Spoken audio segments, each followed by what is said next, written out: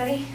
My name is Brittany, and I'm going to be talking to you guys about why standardized test scores should continue to be used in the college as an admissions tool for college and universities. For three main reasons. Number one, the standard test scores are one of the many tools used in the college acceptance decision process. It's not, an applicant's admission is not solely decided on a standardized test score. Number two, test scores provide a common ground for comparison of applicants. And number three, alternatives to standardized tests contain many flaws.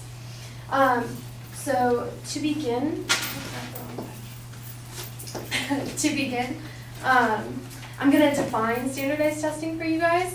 So according to Richard P. Phelps, testing is a systematic means of collecting information, analyzing thoughtfully what kind of information might be helpful, and then obtaining it helps one make a better decision. This is just as true where standardized tests are used.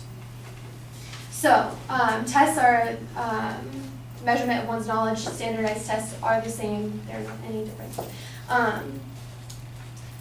To begin, an applicant's admission is not purely based on standardized test scores.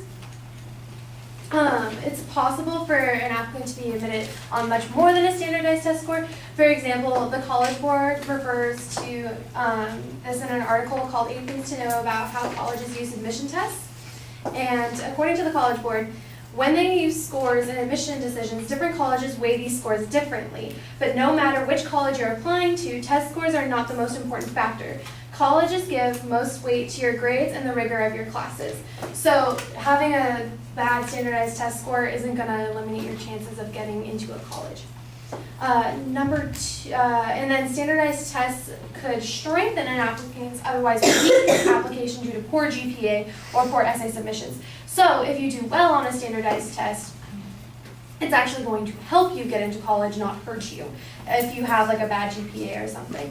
According to Manzor, for students who lack competitive GPAs, a high SAT score might be able to offset doubts about academic preparation in these colleges. And then the SAT provides a practical means of comparing similar applicants. Again, according to the College Board, the SAT scores help colleges compare students from different high schools. Your scores show how your strengths and show your strengths and your readiness for college work. And then lastly, standardized tests are designed to be a representation of common high school curriculum. So according to the Art of College Admissions, questions on the SAT-1 and ACT are carefully chosen to reflect regular high school coursework rather than advanced placement or college level study. So the information that's on these tests is a representation of what students are learning in high school, not what they should be learning in college, because they're high school students.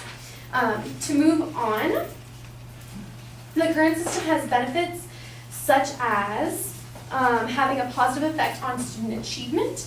According again to Richard P. Phelps, 93% of studies on student testing, including the use of large-scale and high-stakes standardized tests, found a positive effect on student achievement. And standardized tests can help predict an applicant's GPA at that university.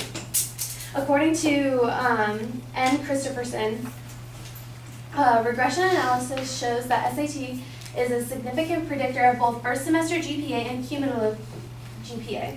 A regressor model using the SAT score showed that high school GPA, race, and gender predicts nearly 30% of the variance in cumulative GPA. I'm sorry, excuse me. And then to continue, in the professional world, students are going to have to take these standardized tests in like professions. So professional occupations utilize standard tests, so it's acceptable for colleges to use them as well.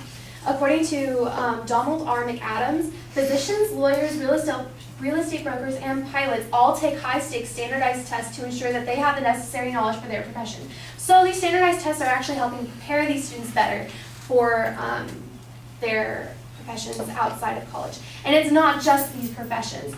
This is again reinstated in another source, according to A. Manzor.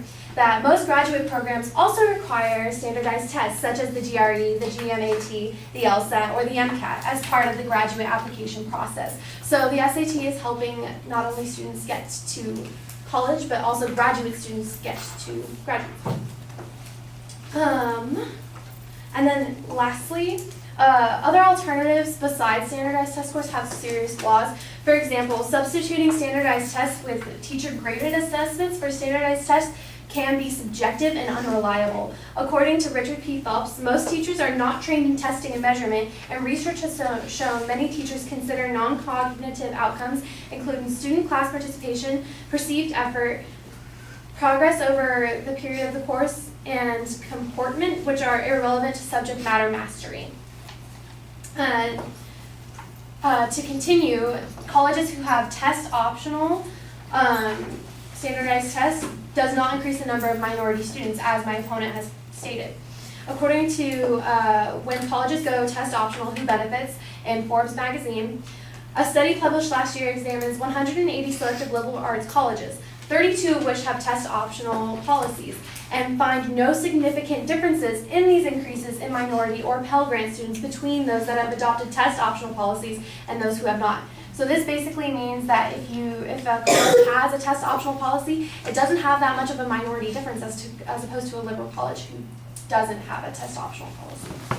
And then finally, even if standardized test scores are not required for admission to these test-optional institutions, a lot of the times the institutions still require standardized test scores for obtaining scholarships. According to O'Shaughnessy Lynn, 8 of the top 37 liberal arts schools with test-optional admission require SAT or ACT scores for one or more of their merit scholarships. So, in conclusion, standardized tests are a good tool for students and universities and should be continued to use in contemporary college decision making.